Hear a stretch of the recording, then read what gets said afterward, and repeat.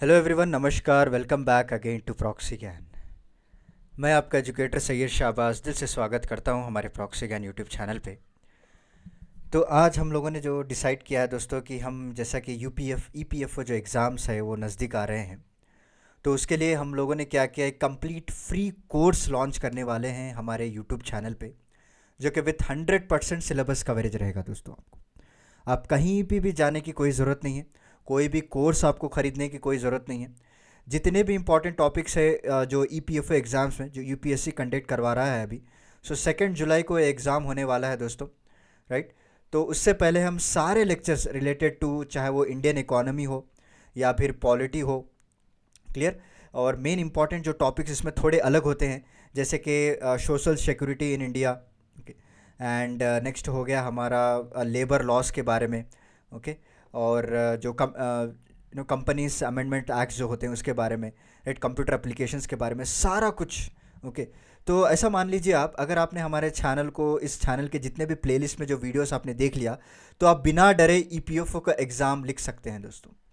क्योंकि हम लोगों ने जैसा आप पे मेंशन किया, आप देख पा रहे हैं स्क्रीन पे, with 100% syllabus coverage, okay.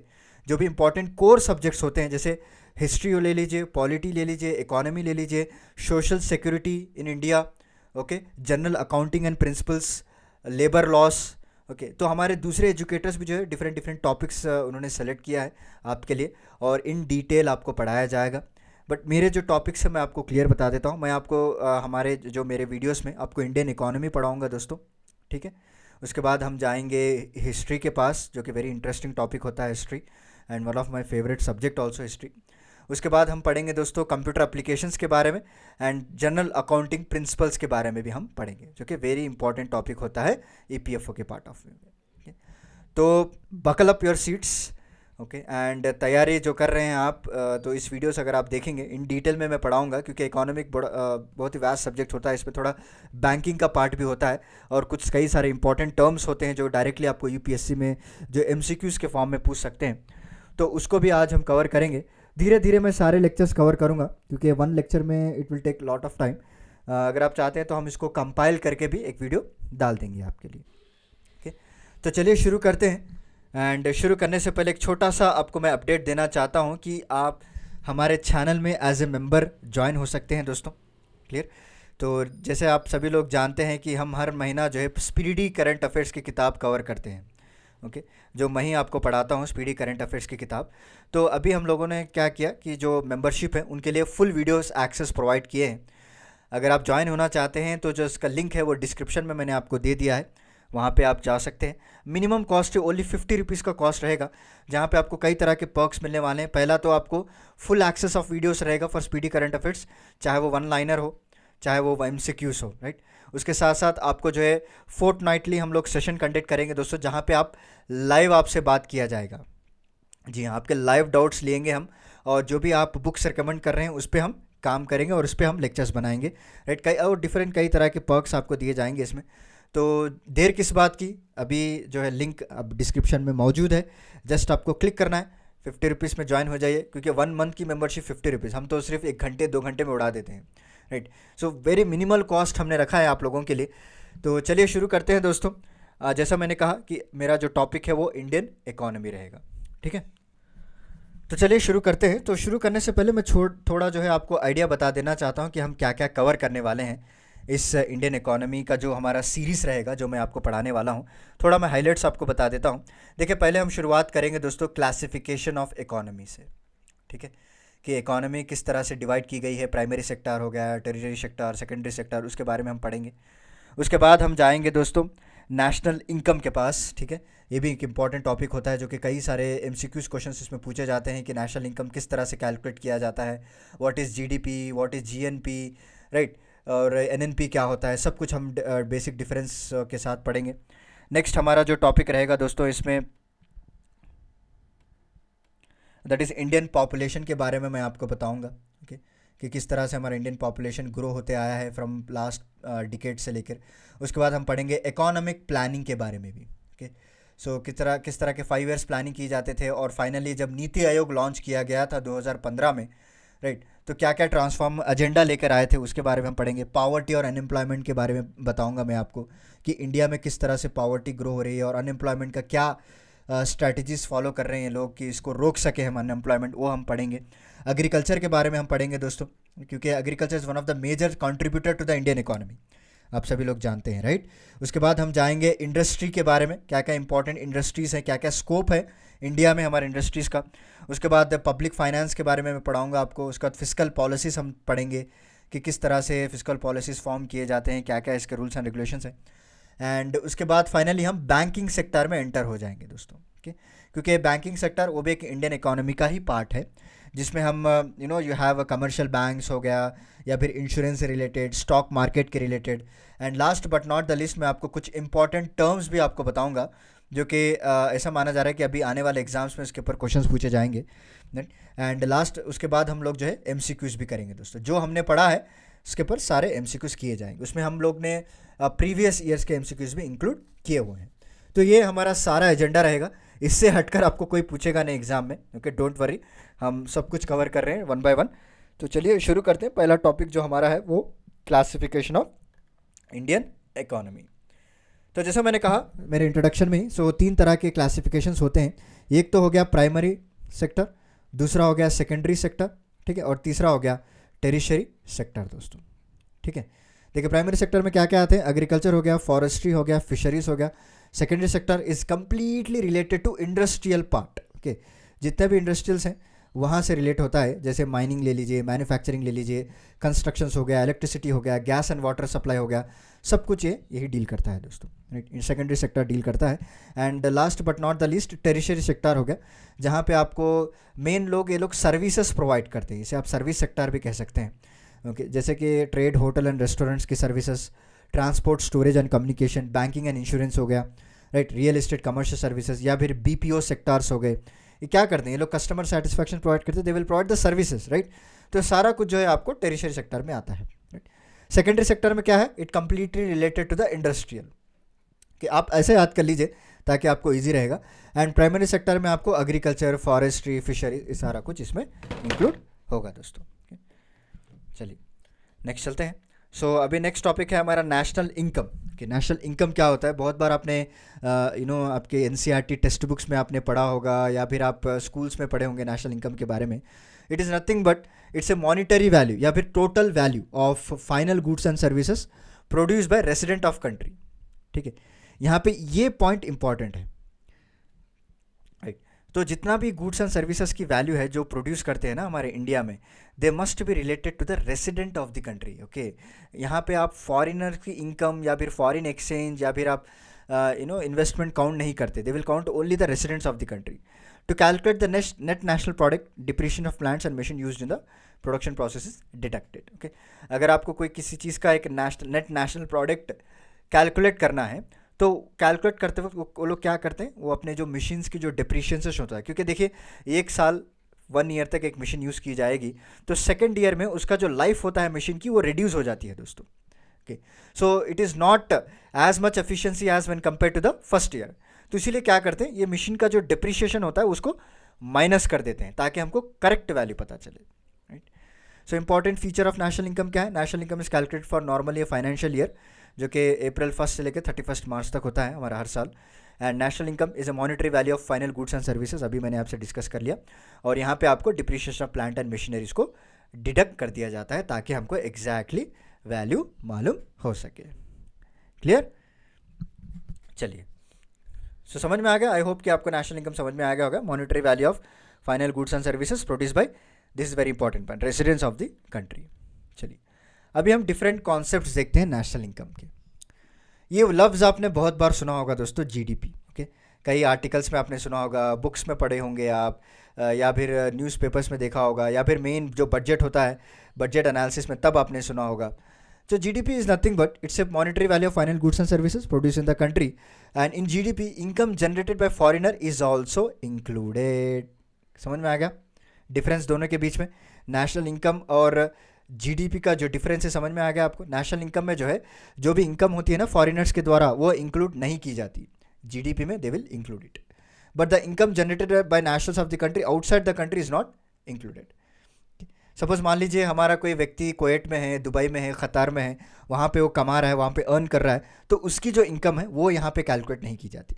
Any how जो फॉरेनर्स होते हैं, income generated by foreigners in a country is included. Clear, confuse मत हो जाना यहाँ पे।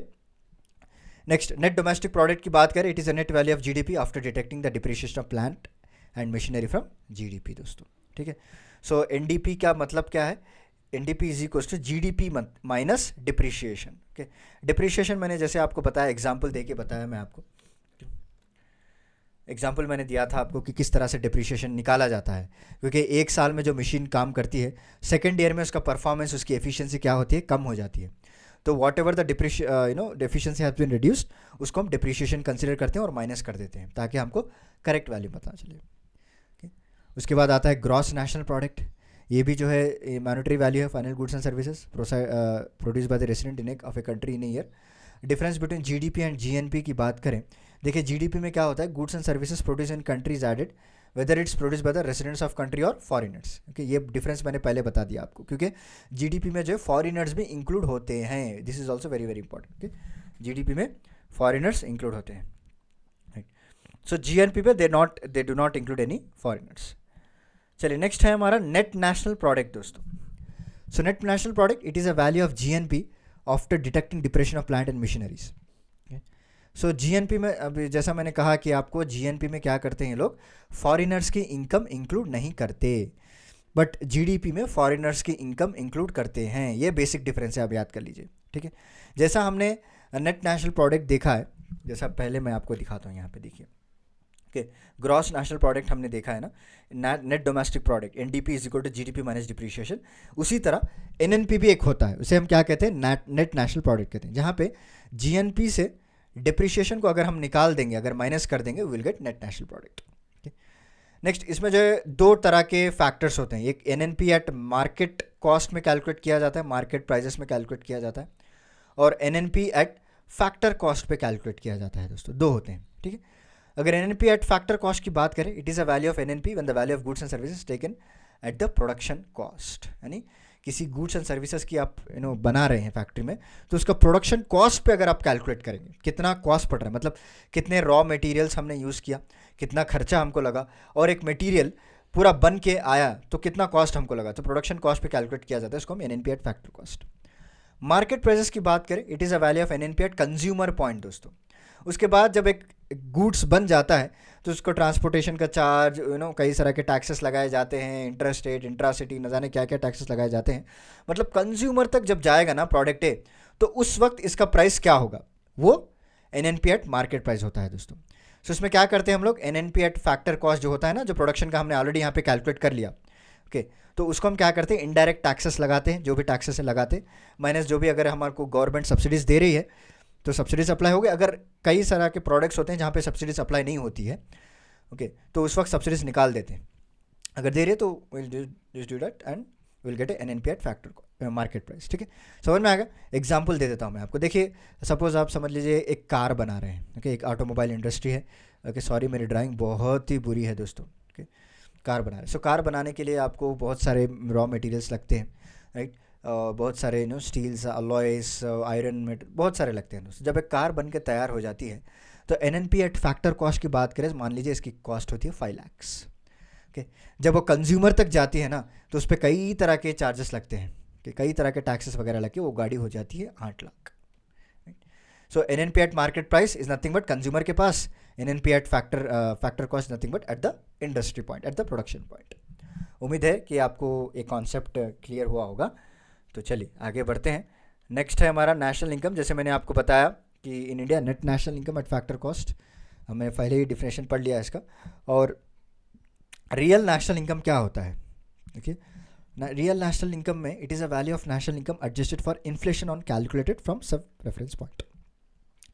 सो बेसिकली मैं दोबारा आपको दोहरा देता हूँ, national income is nothing but the income, okay, generated by residents, this is very very important, okay, residents of country। तो जो भी इनकम जनरेट करते हैं रेसिडेंट्स ऑफ कंट्री, लिख देता हूँ आपको कंफ्यूज ना हो, तो उस वक्त जो है इन्फ्लेशन कितना चल रहा है हमारे इंडिया में, कि 4% हो गया, 5% हो गया, 6% हो गया, तो कितना इन्फ्लेशन चल रहा है उसके हिसाब से जो है कैलकुलेट किया जाता है दोस्तों, राइट। तो आरबीआई का टारगेट क्या है, हम इन्फ्लेशन जो है लेस दैन 4% रखना है, okay, it should be less than 4%, sorry, not greater than, it's less than 4%। So real national income की बात करें तो NNP at current prices into 100 price index से अगर आप कैलकुलेट करेंगे तो you will get the real national income. उम्मीद है आपको 3 पॉइंट से समझ में आ गए होंगे। नेशनल इनकम क्या है मैंने बता दिया, उसके बाद रियल नेशनल इनकम कैसे कैलकुलेट करते हैं, जहाँ पे हम लोग इन्फ्लेशन का फैक्टर भी इंक्लूड किया जाता है, ठीक है। चलिए अभी आता है हमारा पर्सनल इनकम दोस्तों।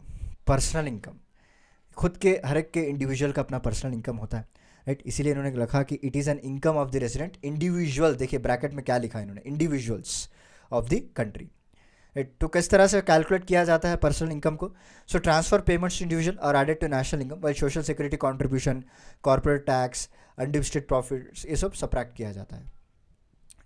सो देखिए कितना, अब सपोज मान लीजिए एक कंपनी में काम करने वाला कोई व्यक्ति है, तो उसकी मंथली सैलरी कितनी होती है, ठीक है। सो मंथली सैलरी उसकी सपोज मान लीजिए 28,000 है, ठीक है। उसके ऊपर जो है उसको कई तरह के अलेवेंसेस, कई तरह के इंक्रीज होकर लगा के टोटल कॉस्ट होता है उसका 32,000 रुपीज़, ठीक है। तो वहाँ पे उसके कई तरह के डिडक्शंस भी होते हैं दोस्तों, जैसे पीएफ अमाउंट हो गया, ओके, या फिर आप सोशल सिक्योरिटी की स्कीम्स में कंट्रीब्यूट कर रहे हैं तो वो आपका ESIC कट होता है, राइट। कई तरह के कॉर्पोरेट टैक्स वगैरह कट होते हैं, तो 30,000 उसको इन हैंड मिलेगी, ओके। तो ये 30,000 जो है this is called is personal income, ठीक है। देखिए वही बोल रहे हैं यहाँ पे, personal income is nothing but national income plus transfer payments minus social security contribution, corporate tax, जो भी प्रॉफिट है सो माइनस कर देते हैं, पीएफ हो गया, ECIC जो भी है सो माइनस करके जो इन हैंड उसको मिलती है, this is called personal income दोस्तों, ओके। तो पर्सनल इनकम को हमारा नेशनल इनकम ऐड कर देंगे, will get, okay, national income is equal to personal income, sorry national income अगर आप जानना चाहते हैं तो you just transfer it here, personal income minus transfer payments, आपको नेशनल इनकम भी आ जाएगा इससे। देखिए यहीं से आप घुमा फिरा के पूरा कैलकुलेशन कर सकते हैं दोस्तों, it's a simple maths, okay. अगर आप लेफ्ट हैंड साइड वाले को राइट हैंड साइड भेजेंगे वो प्लस साइन जो है माइनस हो जाएगा, अगर लेफ्ट वाला राइट आएगा तो प्लस जो है माइनस हो जाएगा ऑब्वियसली। तो दोनों चीज़ें आप एक ही इक्वेशन से कैंसिल और पहचान सकते हैं। तो उम्मीद है कि आपको समझ में आ गया होगा, personal income is nothing but it is the income of the residents और individual of a country, and to calculate the personal income transfer payments to individual, जो भी है जो हमको इंडिविजुअल्स में पेमेंट्स हमको मिलते हैं वो एक नेशनल इनकम को ऐड कर दिए जाते हैं। बट यहाँ पे एक छोटा सा ट्रिक इन्होंने रखा है कि जितने भी security contribution, corporate tax, profit जो है सब कुछ माइनस कर दिया जाता है, ठीक है। चलिए नेक्स्ट हम देखते हैं इकोनॉमिक प्लानिंग के बारे में। वेरी वेरी इंपॉर्टेंट है इकोनॉमिक प्लानिंग, क्योंकि ये जानना ज़रूरी है उनके ऑब्जेक्टिव्स क्या थे, कौन से ईयर से कौन से ईयर तक जो है इकोनॉमिक प्लानिंग की थी, कहाँ पे जो है गैप आ चुका था, सब कुछ हम पढ़ेंगे। तो पहला जो है आप देख सकते हैं यहाँ पे फर्स्ट प्लान दोस्तों, 1951 से लेकर 31 मार्च 1956, क्लियर। तो इनकी प्रायोरिटी दी गई थी एग्रीकल्चर को, इलेक्ट्रिसिटी को और इरिगेशन को दिया गया था प्रायोरिटी। उसके बाद हमारा प्लान आता है सेकेंड प्लान, जो कि ठीक 1956 से शुरू हुआ था और 1961 में ख़त्म हुआ था। यहाँ पे हम लोगों ने जो है सेकेंडरी सेक्टर को ज़्यादा फोकस किया था। मैं बताया आपको क्लासिफिकेशन ऑफ इकोनॉमी में सेकेंडरी सेक्टर क्या होता है, it is related to industries, ठीक है। So development of basic and heavy industries. उसके बाद आता है हमारा थर्ड प्लान दोस्तों, जो कि 1961 से लेकर 1966 तक है। यहाँ पे हम लोगों ने कई तरह के long term development of Indian economy को एक किया था। उसके बाद वॉर होने की वजह से हम लोगों ने क्या किया कि एनुअल प्लान्स लाते गए, 67, 68, 69 यहाँ पे गैप आ गया था। फिर फोर्थ प्लान आया दोस्तों, ओके, 1969 से लेकर 1974 तक, जहाँ पे हमने रूरल पॉपुलेशंस और जो भी supply of goods and services पे हम लोगों ने यहाँ पे फोकस किया था, ठीक है। फिफ्थ प्लान आता है 1974 से लेकर 1979 तक, जहाँ पे हम लोगों ने ज़्यादा फोकस दिया एम्प्लॉयमेंट पे, जी हाँ, बेरोज़गारी हटाने पे हम लोगों ने ज़्यादा फोकस किया था, ओके। एम्प्लॉयमेंट सबको अलॉकेट किए जा रहे थे उस वक्त, ओके। कई तरह के सेल्फ रिलायंस कंपनीज डेवलप हो रहे थे। एनुअल प्लान नेक्स्ट आया था 1979 से 80 तक, वहाँ पे कुछ नहीं किया गया। फिर सिक्स्थ प्लान आता है 1980 से 1985, ये भी सेम ऑब्जेक्टिव रहा इनका कि हम बेरोज़गारी को दूर करेंगे। उसके बाद 85 से लेकर 90 जो कि सेवन्थ प्लान है, ठीक है। ये मेन फोकस करता है दोस्तों हमारे फूड वर्क प्रोडक्टिविटी, ओके, जो बेसिक प्रायोरिटीज़ हैं, क्लीनिनेस वहाँ पे इस पर इसको फोकस किया गया था। उसके बाद आता है हमारा 8th प्लान, 1992 से लेकर 1997 तक। सेम अगेन फोकस रखा गया था एम्प्लॉयमेंट पे। 9th प्लान आया दोस्तों फ्रॉम 97 टू 2002। अगेन जो है एग्रीकल्चर और रूरल डेवलपमेंट की बात की गई, इसमें ग्रोथ की। उसके बाद 10th प्लान लाया गया था फ्रॉम 2002 टू 2007। यहाँ पे जो मिनिमम टारगेट रखा गया था कि हम जो है जीडीपी 7.8% अचीव करेंगे। उसके बाद 2007 से लेकर 2012 तक 11th 5 ईयर प्लान आया था, जिसमें लिटरेसी मेन एजुकेशन पे फोकस दी गई थी, ट्रांसपोर्ट डेवलपमेंट पे फोकस दिया गया था, रूरल डेवलपमेंट पे फोकस किया गया था, राइट। एंड उसके बाद 12th प्लान आता है 2017 तक, जो कि long term development of Indians economy, इस पे फोकस कर रहे थे, ठीक है। So this is the entire chart. अगर आप चाहते हैं तो इसको स्क्रीनशॉट लेके रख लीजिए, ओके। इनफैक्ट मैं पीडीएफ भी आपको प्रोवाइड कर दूंगा। अगर आप पीडीएफ चाहते हैं तो हमारा टेलीग्राम चैनल है, आप वहाँ पे भी ज्वाइन हो सकते हैं दोस्तों, हमारे टेलीग्राम चैनल पे भी। उसकी लिंक भी आपको डिस्क्रिप्शन में मिल जाएगी। तो ईपीएस जो ईपीएफओ की जो पीडीएफ है जो मैं पढ़ा रहा हूँ इंडियन इकोनॉमी की, वो सारी की सारी पीडीएफ आपको वहाँ पे मिल जाएगी, ठीक है। चलिए, उसके बाद आता है हमारा नीति आयोग की एंट्री होती है, ठीक है। तो जैसे ही जब 12th 5 ईयर प्लान की बात की गई थी, तो 2015 में जो है हमारे मोदी जी की गवर्नमेंट आई थी, इलेक्शन जीत के बीजेपी गवर्नमेंट आई थी। तो उन्होंने एक इनोवेटिव तरीका सोचा, ठीक है। तो 5 साल के जो प्लान्स थे उसको रिप्लेस करने के लिए एक नया प्लान लाया गया था, जिसका नाम है NITI Aayog, okay. National institute of transforming India इसका फुल फॉर्म है दोस्तों, ठीक है। सो अभी यहाँ पे कई तरह के एजेंडास लाए गए दोस्तों, 3 ईयर एक्शन एजेंडा जिसे हम कहते हैं, जो कि 2017 से लेकर सॉरी 2020 तक। सो ये 3 ईयर एक्शन एजेंडा इसको कहा जाता है। एंड उसमें कई तरह के इंपॉर्टेंट पॉइंट्स कवर किए गए और 15 साल का एक विजन प्लान इन्होंने बनाया है, राइट। कुछ फीचर्स की बात करें, देखिए यहाँ पे NITI Aayog plans to work closely with states to boost infrastructure services including region that required special attention. चाहे वो रूरल कनेक्टिविटी हो, क्योंकि वहाँ पे जो है रोड्स बहुत ही ख़राब थे। They want to connect this rural to the urban areas, okay, industrial areas से कनेक्ट करना चाहते थे, वो डिस्कस किया गया। जीएसटी का पार्ट यहाँ पे डिस्कस किया गया था, राइट। एंड अभी सभी लोग जानते हैं कि 2031 तक expected to increase Indian urban population की बात कर रहा हूँ, not total, it's 22 crores, okay. तो अर्बन डेवलपमेंट भी फोकस किया जाए।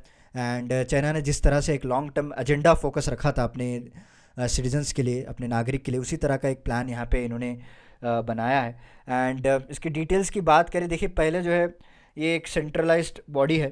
क्या है NITI Aayog? Is nothing but it's a central body दोस्तों, याद रख लीजिए।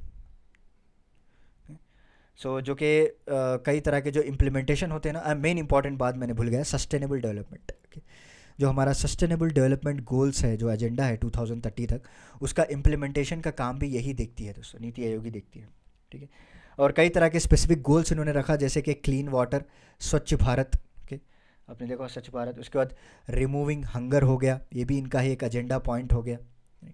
नेक्स्ट अगर आप देखें तो क्लाइमेट एफर्ट्स हो गए दोस्तों, ग्लोबल वार्मिंग के लिए लड़ने के लिए इन्होंने कई तरह के स्टेप्स उठाए, कई तरह के एजेंडा एक्चुअली बनाए हैं, right. And clean energy, quality education, clean energy, अब लोग जो है हमें रिन्यूएबल एनर्जी पे बढ़ रहे हैं आगे, ओके। इंटरनेशनल सोलर अलायंस एक इंटरनेशनल ऑर्गेनाइजेशन है जिसका हेडक्वार्टर गुरुग्राम में है, राइट। तो ये एक एजेंडा, एक एक्शन टेकन है हमारी गवर्नमेंट की तरफ से, ताकि हम रिन्यूएबल एनर्जी की तरफ आगे बढ़े।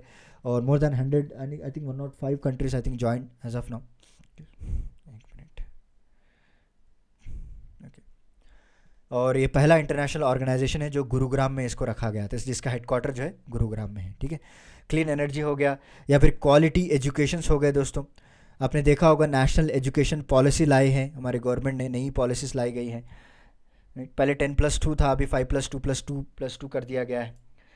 उसका जेंडर इक्वालिटी की बात की गई है इसमें, जेंडर इक्वालिटी किस तरह से अचीव किया जाए, तो सब कुछ है। इट्स नथिंग बट ये नीति आयोग जो है it will work as a federative body की तरह काम करता है दोस्तों। मतलब they will have a coordination between central and state, इसे हम कहते हैं फेडरेटिव, फेडरल बॉडी कहते हैं इसको, ठीक है। और अपने जितने भी एडमिनिस्ट्रेटिव वर्क है, जितने भी आइडियाज़ हैं, इन लोगों के बीच में शेयर किए जाते हैं, क्लियर। तो यहाँ पे हम लोगों ने एक टॉपिक को आई थिंक मिस कर दिया है। मैंने स्टार्टिंग में आपको बताया था कि हम पॉपुलेशन के बारे में भी पढ़ेंगे, राइट। तो पॉपुलेशन इज़ नथिंग बट, देखिए पहला जो इम्पोर्टेंट पॉइंट है, 11 जुलाई को जो है हम लोग पॉपुलेशन डे सेलिब्रेट करते हैं दोस्तों, वेरी इंपॉर्टेंट पॉइंट है। So every year 11 July celebrated as world population day, important है ये पॉइंट, ये क्वेश्चन पूछ सकता है एमसीक्यूज में।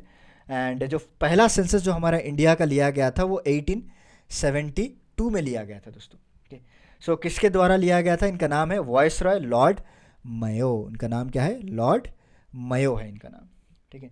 उसके बाद भाई कई तरह के आफ्टर एवरी 10 ईयर्स को हर बार सेंसस लेते रहे। 1881 में जो है लॉर्ड रिपॉन थे, उन्होंने लिया। और 2011 में जो है 2011 में जो मानते हैं वो 15th सेंसस ऑफ इंडिया है, याद रख लीजिए। सो इंडिया का 15th सेंसस है। वही अगर आपको क्वेश्चन थोड़ा ट्विस्ट करने के लिए वो पूछ सकता है कि आपको फ्री इंडिया का कौन सा नंबर का ये सेंसस है। डोंट कंफ्यूज, पूरे इंडिया की बात करें तो 15th सेंसस है। अगर वो स्पेसिफिकली पूछे आपको कि फ्री इंडिया का कौन सा सेंसस है तो it is 7th census. This is very very important point. Okay, एक मिनट में थोड़ा इसको क्लीन कर लेता हूँ यहाँ पे, ताकि और भी हम डिटेल में पढ़ सकें। चलिए, तो अभी सेंसस हाइलाइट्स की बात करें तो डिकेडल ग्रोथ जो है देखा गया है हमारे जो इंडिया में। एक मिनट, ओके। सो जो डिकेडल ग्रोथ अगर बात करें 2001 से लेकर 2011 तक, तो यहाँ पे आपको 17.1% जो मेल्स पाए गए हैं। 17.1% दे आर मेल्स, ठीक है। एंड 18.3% दे आर फीमेल्स दोस्तों, ठीक है। सो हाईएस्ट डिकेडल ग्रोथ जो है आपको स्टेट वाइज की बात करें तो मेघालय में आपको देखने को मिलेगा, मेघालय, ठीक है। लोएस्ट डिकेडल ग्रोथ आपको कहाँ पे है? नागालैंड में है, ठीक है। This are the two important points. And most populous state का जो है वो, मोस्ट पॉपुलस स्टेट की बात करें तो इट इज़ यूपी दोस्तों, clear. And density of population कितना है ये भी इंपॉर्टेंट है। डेंसिटी ऑफ पॉपुलेशन की बात करें तो इट इज़ 382 पर्सन्स पर स्क्वायर किलोमीटर, याद रख लीजिए, ओके। एंड सबसे ज़्यादा डेंसली स्टेट अगर आप पूछें, अगर आपको एग्जाम में पूछा गया तो सबसे ज़्यादा डेंसली स्टेट आपको बिहार नज़र आएगा, ठीक है। और सेक्स रेशियो की बात करें तो इट विल बी 943 फीमेल्स हो गए एंड इसके बराबर में जो है 1000 मेल्स हो गए दोस्तों। एंड लिटरेसी रेट, जो हाईएस्ट लिटरेसी रेट है वो कहाँ पे है? केरला में है, याद रख लीजिए, केरला विच हैज़ 94%, क्लियर। और लोएस्ट लिटरेसी रेट कहाँ पे आपको? ये ऑब्वियसली बिहार में रहेगी, जहाँ पे 61.8% है, ठीक है। ये थोड़े बेसिक टर्म्स हैं, क्योंकि अगर डिटेल में मैं पढ़ाऊँगा तो बहुत इसी के ऊपर एक लेक्चर बन जाएगा। एंड उसके बाद नेशनल पॉपुलेशन पॉलिसी लाई गई थी 2000 में, और उसमें जो इमीडिएट ऑब्जेक्टिव ये रखा गया था कि कॉन्ट्रसेप्शन हो गया, हेल्थ इंफ्रास्ट्रक्चर हो गया, हेल्थ पर्सनल हो गया, ओके, इंटीग्रेटेड सर्विस हो गए, ताकि चाइल्ड हेल्थ केयर को, बेसिक रिप्रोडक्टिव टाइप्स को फोकस कर किया गया था, राइट। एंड इसमें लॉन्ग टर्म ऑब्जेक्टिव भी बनाया गया था दोस्तों 2045 तक, ओके। सो 2045 तक एक लॉन्ग टर्म ऑब्जेक्टिव ने बताया था, और उन्होंने इसके अंडर ये एम किया है कि हम लोग जो है मैटरनल मोर्टेलिटी रेट, ओके, वो 100 के अंदर कर देंगे हम लोग पर 1 लाख, ठीक है। सो MMR हम जिसे कहते हैं, maternal mortality rate, will decrease to below 100 per lakh, ये हमारा ऑब्जेक्टिव है। उसके बाद इन्फेंट मोर्टेलिटी रेट जो है it will also go below 30 पर 1000 लाइव बर्ड्स, इन्फेंट मोर्टेलिटी, ये सब सारे लॉन्ग टर्म गोल्स हैं। उसके बाद हम लोगों ने एक universal immunisation of children programme भी इसमें कंसिडर किया हुआ है, और जितने भी प्रिवेंट और कंट्रोलेबल डिसीजेस हो सकते हैं ना, उसको कम्प्लीटली एराडिकेट करने की भी बात की गई है इस पॉलिसी में, क्लियर। तो इस तरह थोड़े ऑब्जेक्टिव्स हैं जो इन्होंने लॉन्ग टर्म में बनाए हैं, एंड जो इंपॉर्टेंट पॉइंट्स थे मैंने रिगार्डिंग पॉपुलेशन के रिगार्डिंग मैंने आपसे शेयर कर दिया है, क्लियर। तो मैं सोचता हूँ कि यहीं पे स्टॉप करूँ अभी, तो इम्पॉर्टेंट टॉपिक्स हमने कवर कर लिया है। उसके बाद आगे चलकर हम और भी जो इंपॉर्टेंट टॉपिक्स है उसको कवर किया जाएगा, क्योंकि एक ही बार अगर आप सुनेंगे तो सब कुछ कन्फ्यूज़ हो जाएगा। बट डोंट वरी, अगर आप एक मैराथन वीडियो चाहते हैं तो सारे वीडियोज़ को मैं कंबाइन करके लास्ट में आपको इसको अपलोड कर दूँगा। एंड हमारे चैनल को प्लीज़ लाइक, शेयर और सब्सक्राइब कर दीजिए। और इसके मेरे अलावा भी जो है हमारे दूसरे एजुकेटर्स, वो लोग सोशल सिक्योरिटी और जो लेबर लॉस हैं वो भी कवर करेंगे दोस्तों, उनके भी बहुत इंटरेस्टिंग लेक्चर्स होते हैं। और हमारे विरोनिका मैम जो हैं, जो कि एक मोस्ट फेमस एजुकेटर हैं, वो भी हमारे साथ काम कर रहे हैं। बहुत खुशी की बात है मुझे ये आपसे शेयर करने से। तो वो जो है आपको जनरल साइंस पढ़ाएंगे, जो भी इंपॉर्टेंट है एग्ज़ाम में EPFO का, और जनरल इंग्लिश वो पढ़ाएंगे दोस्तों, ठीक है। तो ये हमारा कंप्लीट प्लान है, एक कंप्लीट पैकेज हम आपको प्रोवाइड कर रहे हैं for EPFO, that is for free. Okay, अगर आप दूसरे चैनल्स पे जाएंगे तो एक दो वीडियोस आपको फ्री मिलेंगे, उसके बाद वो लोग जो है आपको course, they will do it as a paid course. तो देर किस बात की है, आप हमारे चैनल के लाइक शेयर और सब्सक्राइब कर दीजिएगा।